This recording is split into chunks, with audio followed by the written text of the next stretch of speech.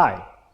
In this video we are diving into the use of functions by considering the concept of scope of variables.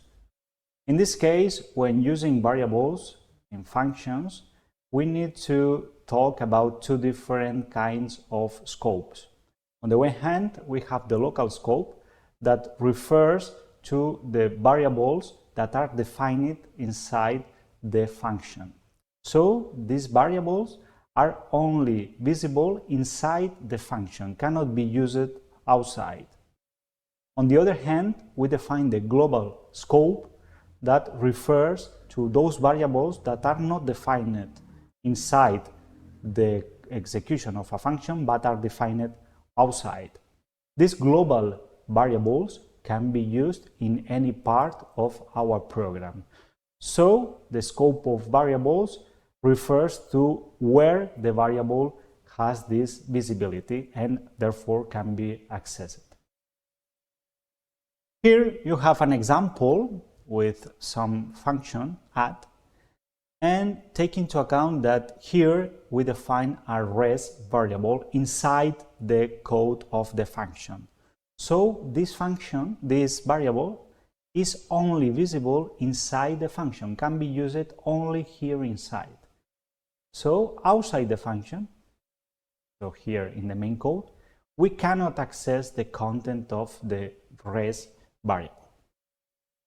And even if we use the return statement, take into account that this result only means that the content of res can be copied to another variable. But in any case, we cannot access the content of the res variable outside the scope of the function. Here you have an example of the global scope in which we define two different variables, a and b. Let's say that we assign the value of 5 to a and the value of 3 to b. And these variables are defined here in the main part of the code. So these variables have a global scope and are visible in other parts of our code, such as inside a function. So here, inside the function, we define a variable res, a local variable res, that can access to the values of a and b. We can perform operation and return the result to another variable, result, that is also global. Although this kind of code works, it is strongly discouraged to use global variables inside some functions. In contrast, it's better to define parameters and sending the input and receiving the output by means of these parameters and return values. Here you have another example in which we define a factorial function which performs the calculation of the factorial of a number, and take into account that here we use the same name for defining a global variable I and a local variable I. So in this case, that we use the same name in two different points, here inside the block of code of the function, the value that is used is the value of the local variable, not the global one.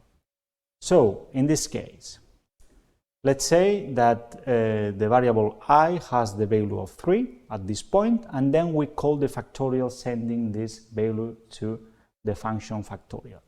So in this call, the value 3 is copied to the parameter n, and we define another variable, local variable fact, with 1, and here at this point is created another variable I, but different from the global one. So here at the local level has the value of 2, while in the global scope has the value of 3. At this point, the loop is executed by changing the value of fact in the first iteration, then the value of I is changed to 3, and again the value of fact is changed to 6 until the for loops end. At this point, by using the return statement, the value of fact is copied back to the f variable that takes the result of the factorial call. And of course, the information regarding the factorial function is not available anymore when the function execution ends. In summary, we need to consider the different scope of the variables.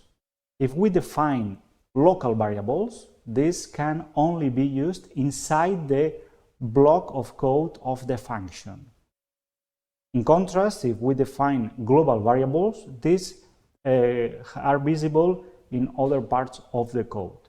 Although it is highly discouraged to use global variables inside functions. As I said before, it's better to define parameters to put the input information and then to take the information back by using the return statement. Thanks for watching.